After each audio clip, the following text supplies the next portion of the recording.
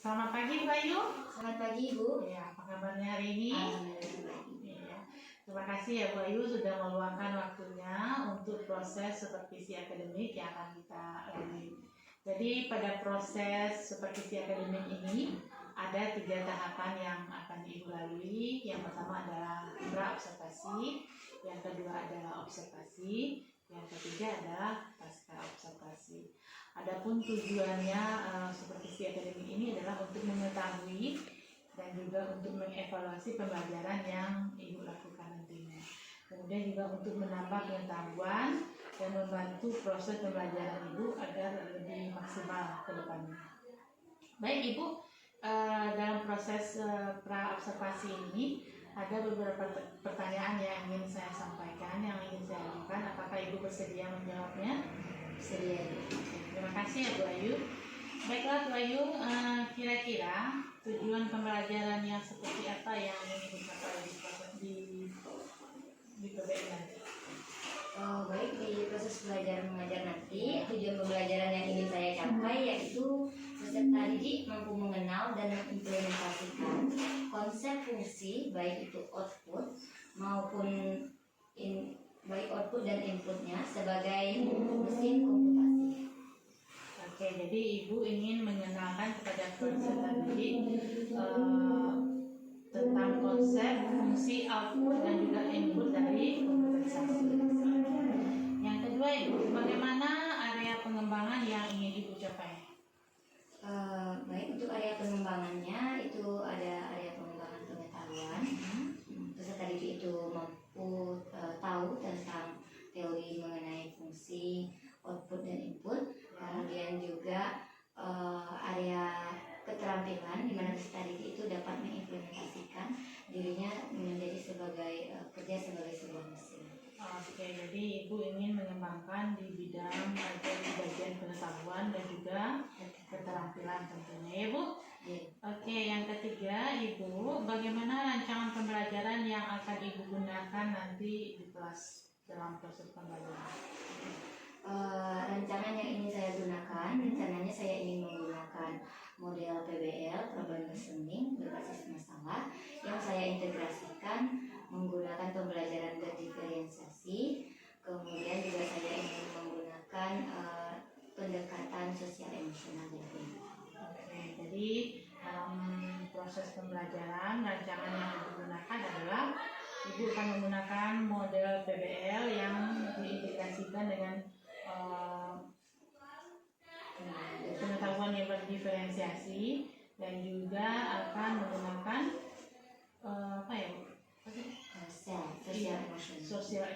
sosial emosional dalam ya. Oke Ibu, yang selanjutnya bagaimana dengan media pembelajaran yang akan Ibu gunakan nanti? Untuk media pembelajaran yang akan saya gunakan berdasarkan karakteristik siswa, jadi saya ingin menggunakan video pembelajaran nanti. Kemudian saya juga ingin menggunakan beberapa gambar, menentukan beberapa gambar. Kemudian saya juga ingin menggunakan gambar kerja sebagai alat bantu untuk diskusi tersebut. Oke, jadi nanti Ibu rencananya akan menggunakan video dan juga gambar-gambar dan juga LKPD Bu untuk membantu peserta didik dalam proses pembelajaran. Jadi Bu Ayu, sebelum mengakhiri proses wawancara ini, kira-kira kapan ya Bu Ayu saya bisa mengobservasi Ibu atau melihat Ibu dalam proses pembelajaran? Untuk observasi mungkin bisa kita lakukan besok Bu, habis zuhur di jam 7.08 di kelas 8. Oke, jadi besok ya Bu ya di kelas 8A. Nah, kira-kira Ibu apa sih yang dapat Ibu ambil dari pembicaraan kita ini? Dari pembicaraan ini yang bisa diambil mungkin persiapan kita sebagai seorang guru sebelum masuk ke kelas perlu mempersiapkan yang maksimal baik media, metode dan hal lain. Oke, terima kasih ya Bu Ayu. Jadi besok kita akan bertemu dalam proses observasi di kelas 8A jam 7.08. Namun setelah itu Bu Ayu akan ada proses pasca observasi yang nantinya juga akan ada beberapa pertanyaan yang akan saya ajukan dan ditemani oleh guru praktek nantinya. Mungkin demikian Bu Ayu, terima kasih atas waktunya. Senang berwawancara dengan Ibu. Terima kasih ya Bu.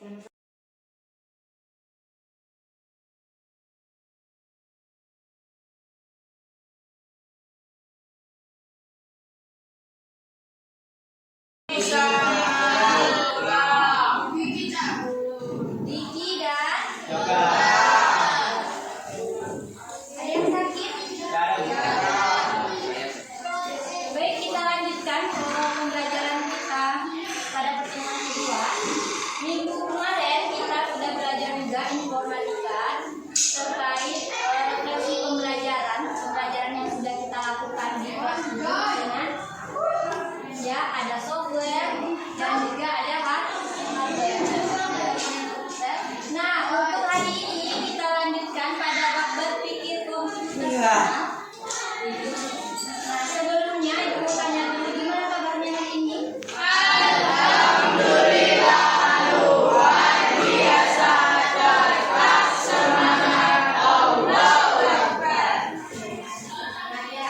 Nah, mau tahu perasaan kamu? Di sini ada gambar anak-anak bermain dengan berbagai ekspresi.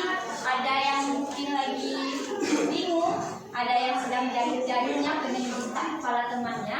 Kemudian ada juga yang tertawa, yang 2 senti kanan, 2 senti kiri. Nah, Ibu mau tanya dulu, Supri, kira-kira dari gambar ini yang mana yang mewakili perasaan Supri saat ini? Yang ini? Ya. Ekspresinya berbeda-beda ya. Nah, Supri yang mana? Semuanya. Kalau semuanya otomatis campur aduk dong. Ada yang lagi galau, ada yang lagi berjuang supaya dapat yang di atasnya. Yang mana sih? Yang bingung yang mana? Yang ini? Kenapa bingung? Karena belum belajar, jadi makanya bingung ya. Siapa selain Supri yang mau mengungkapkan perasaannya hari ini? Yang paling belakang siapa namanya, Nak? Nanda, yang mana perasaannya Nanda hari ini? Ayo sendiri. Mau yang mana Nanda? Yang di tangga? Yang ini? Oke, kenapa? Karena lagi berjuang untuk belajar meskipun suasananya lagi capek banget, ngantuk ya. Mudah-mudahan yang lagi pusing ataupun yang lagi berjuang supaya dapat belajar, kedua-duanya dapat mengikuti pembelajaran kita dengan baik.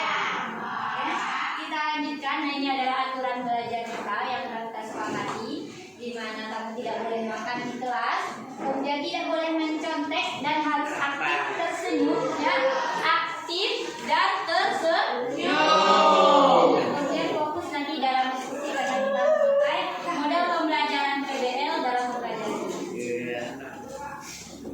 Nah, sebelumnya masih ingat tidak pembelajaran kita yang lalu mengenai komponen-komponen komputer? Nah, di depan Ibu ini bukan komputer ya, ini laptop, tapi komponen-komponennya mirip dengan komputer. Nah, kira-kira apa saja yang kamu tahu di sini? Mouse, mana mouse?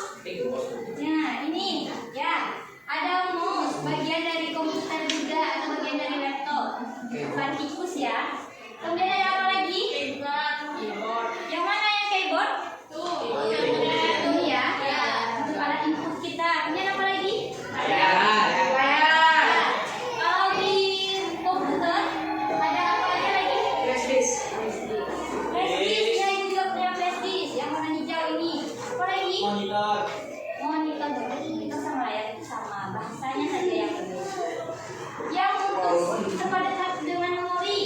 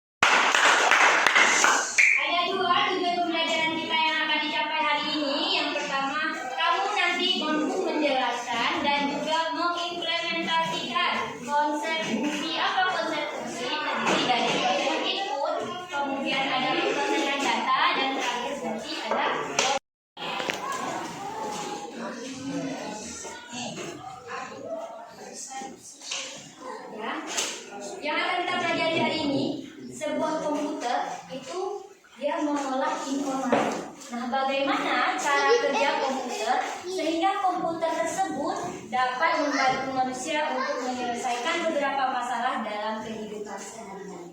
Bagaimana sih kerjanya komputer itu, kok bisa informasinya kita dapat? Masing-masing kelompok akan diceritakan untuk mempresentasikan. Bisa? Silakan bekerja sama. Kelompok 2.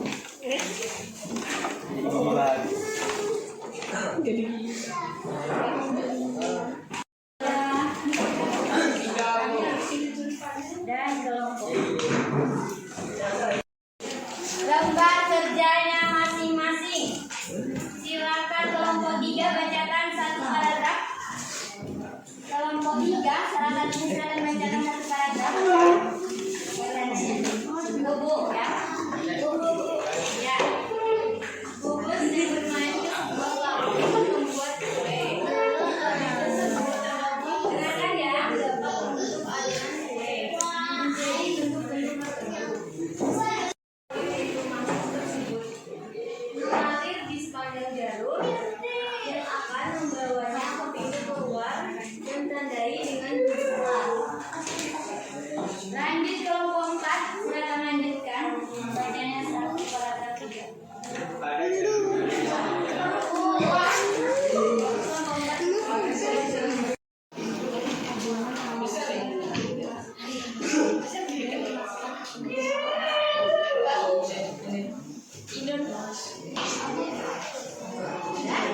Buatan kue sampai nanti akhirnya ada hasil akhir atau yang disebut output berupa kue. Nah, tantangannya yang diminta itu kue yang berbentuk apa?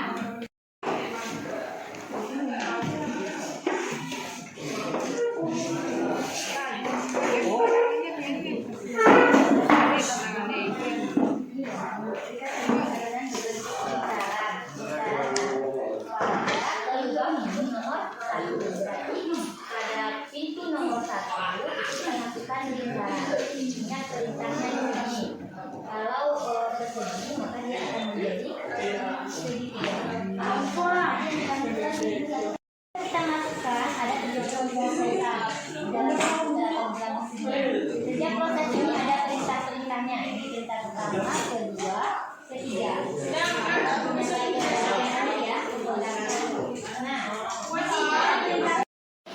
Segitiga. Apakah Bobo itu menginginkan kue yang berbentuk segitiga? Ya. Apakah dia menginginkan kue yang berbentuk segitiga? Ya. Dia inginnya kue yang berbentuk persegi. Ini ada nih. Bobo ingin mendapatkan sebuah kue berbentuk persegi. Kalau bikin kue persegi, dia memasukkan kue yang berbentuk segitiga. Beda kalau segitiga yang berbentuk ini.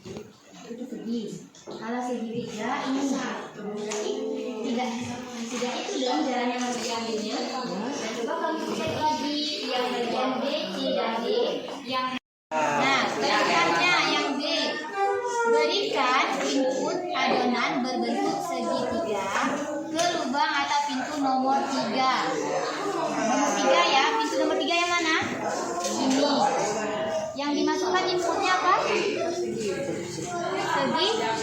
Segitiga, karena di perintahnya adalah segitiga pada pintu nomor 3. Coba lihat dari pintu nomor 3, kalau kita ingin menghasilkan sebuah output atau hasil akhir, kemana lewatnya?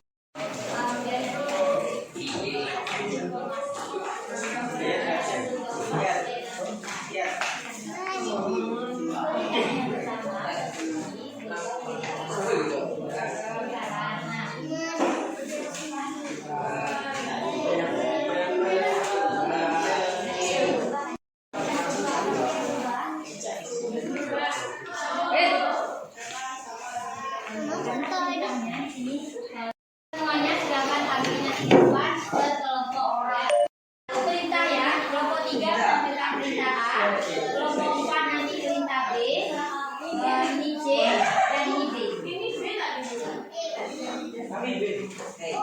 Dan silakan kelompok 3. Assalamualaikum warahmatullahi wabarakatuh. Waalaikumsalam warahmatullahi wabarakatuh.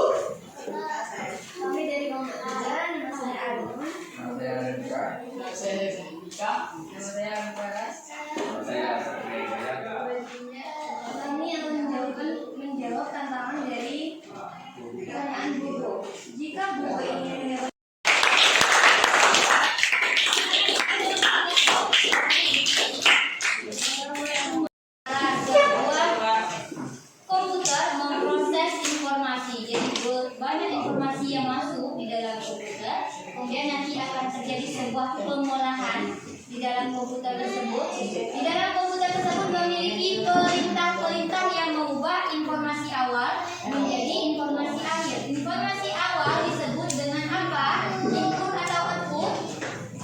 Informasi awal disebut input atau output? Input.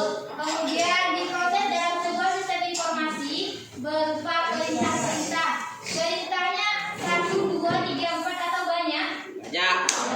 Bisa jadi banyak tergantung orang yang membuat programnya. Bisa jadi dia membuat perintahnya 10 atau 20. Informasi akhir atau disebut juga dengan output. Nah, tadi kebetulan kalau kita analogikan outputnya adalah kue yang berbentuk persegi. Kalau dalam sistem komputer bisa jadi informasi berupa data, misalkan yang tidak sekolah 20%. Nah, informasi akhirnya itu adalah outputnya. Sampai sini bisa dipahami? Bisa? Oke. Nah, mungkin itu dulu yang bisa kita pelajari pada hari ini. Siapa yang bisa mengambil kesimpulan dalam sebuah sistem informasi komputer terjadi proses apa saja? Sebutkan proses yang terjadi dalam sebuah sistem komputer. Ada 3. 1 input, 2 pemrograman, yang input apa lagi? Proses pemrosesan data atau informasi. Yang terakhir apa?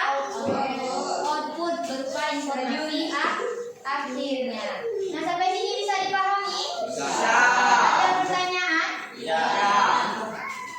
Ingin pulang? Ya. Mungkin banyak katanya yang mohon maaf. Kita akhiri kelas kita hari ini dengan mengucapkan hamdalah.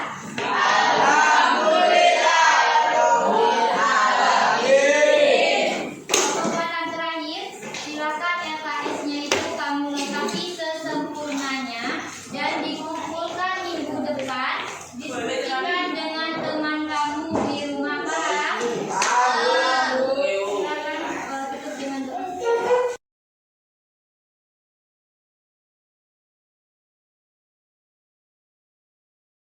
Assalamualaikum warahmatullahi wabarakatuh. Waalaikumsalam warahmatullahi wabarakatuh. Perkenalkan, saya Mulyandra BSS, CGP Angkatan 10 dari Kabupaten Dharmasraya. Pada kesempatan kali ini saya akan melakukan pasca observasi bersama dengan Ibu Nurwahyuni SPD dari SMPN 2 Sungai Rumbai. Ibu Ayu adalah guru TIK di SMP ini. Dan pada kesempatan kali ini saya juga ditemani oleh pengajar praktik Ibu Afnita. Mungkin saya lanjut ya Bu ya untuk pasca observasinya. Selamat pagi Bu Ayu. Selamat pagi Bu. Apa kabarnya? Alhamdulillah. Kemarin kita sudah melakukan beberapa rangkaian kegiatan ya Bu, seperti pra-observasi, kemudian juga observasinya sudah kita lewati, dan pada kesempatan kali ini saya akan melakukan pasca observasi. Mungkin dalam kegiatan ini ada beberapa pertanyaan yang akan saya sampaikan atau saya tanyakan kepada Ibu. Apakah Ibu bersedia menjawabnya? Saya bersedia. Oke. Mungkin untuk yang pertama ya Bu, bagaimana perasaan Ibu setelah kita melakukan kegiatan observasi kemarin?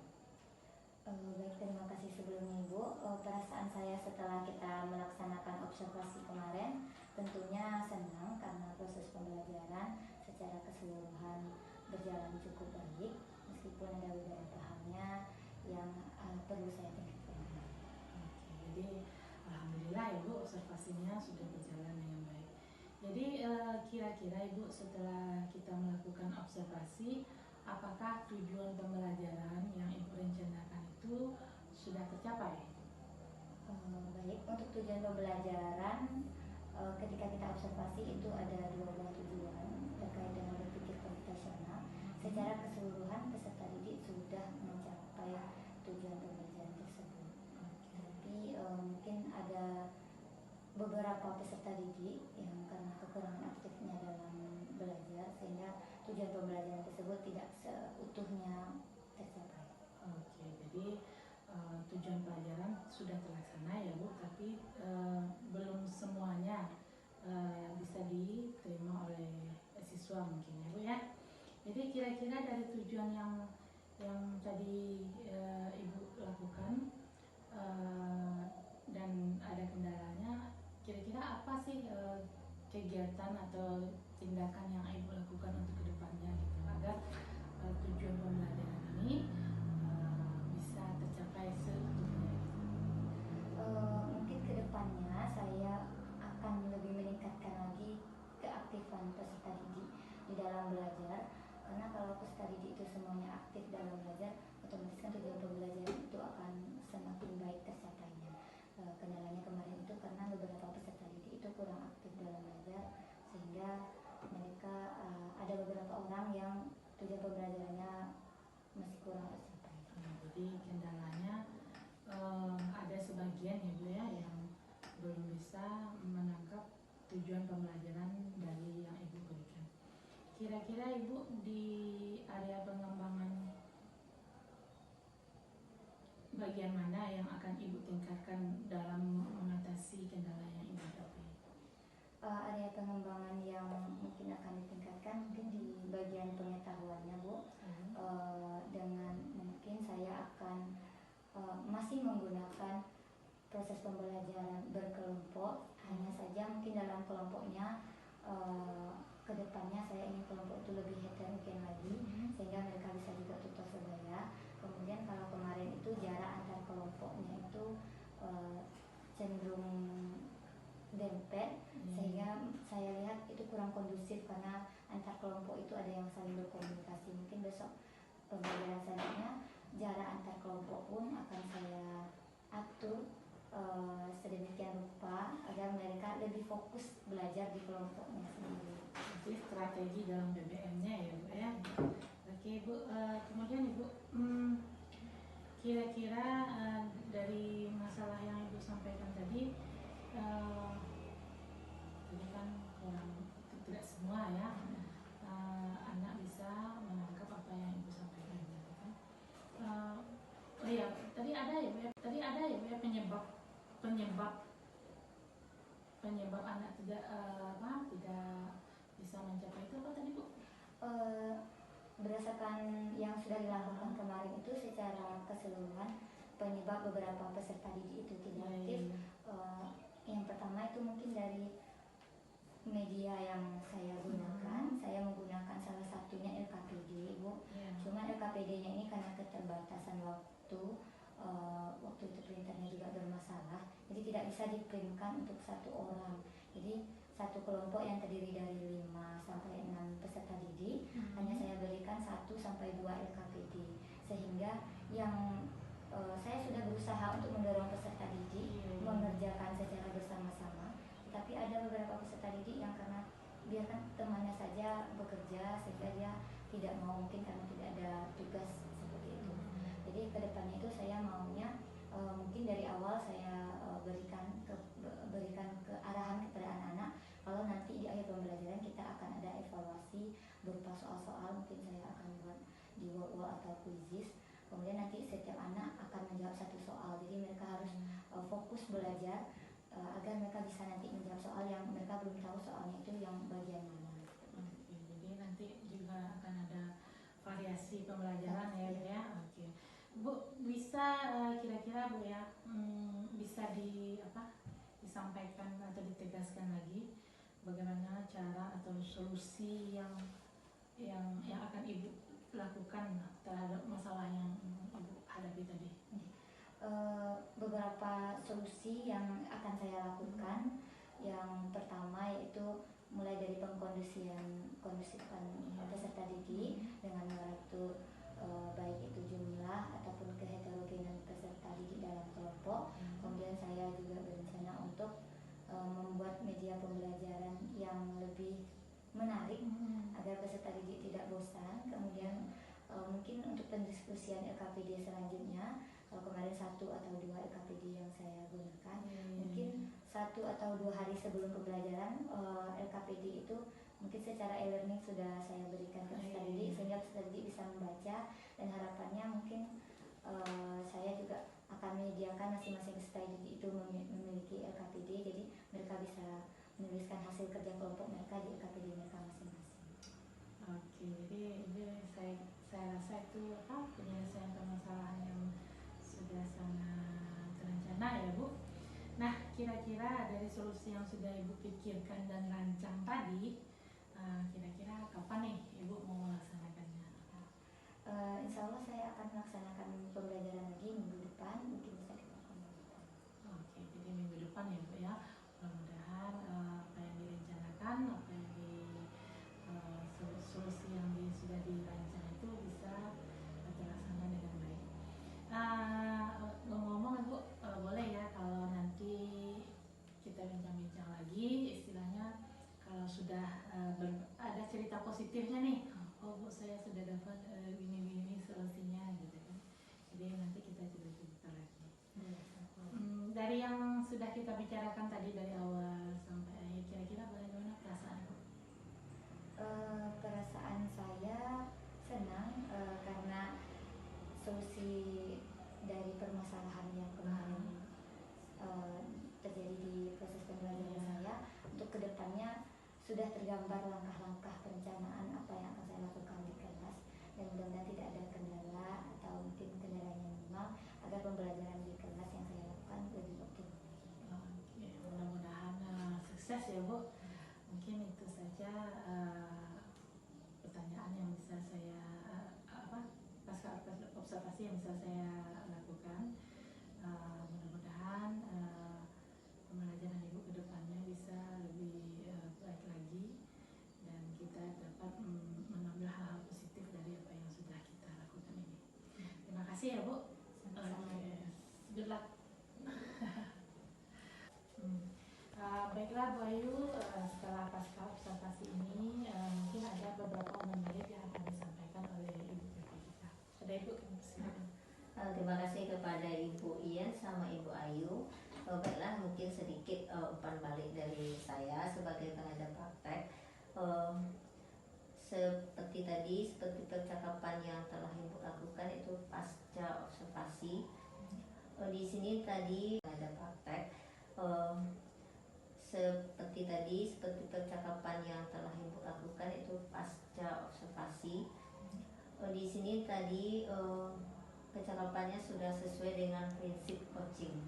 Yang mana prinsip coaching itu kan ada 3 permintaan. Di sana tercermin tadi bahwa tujuan itu ditetapkan oleh rekan sejawat. Seperti Ibu Ayu yang menetapkan tadi. Kemudian tidak ada memerlukan atau memberi saran dan nasihat kepada rekan sejawat oleh Ibu Ian. Jadi tidak memerlukan Ibu Ian Hanya menggali kompetensi yang ada pada Ibu Ayu. Kemudian yang kedua, proses kreatifnya juga sudah terlihat adanya percakapan 2 arah. Jadi bukan Ibu Ian aja yang berbicara, tetapi kebanyakan berbicara adalah Ibu Ayu. Kemudian mendengarkan atau mengulang merangkum perkataan rekan sejawat itu tadi dilakukan oleh Ibu Ian. Yang ketiga, memaksimalkan potensi. Tadi juga ada percakapan yang menghasilkan tindak lanjut. Jadi secara keseluruhannya percakapan paskanya sudah baik dan mudah-mudahan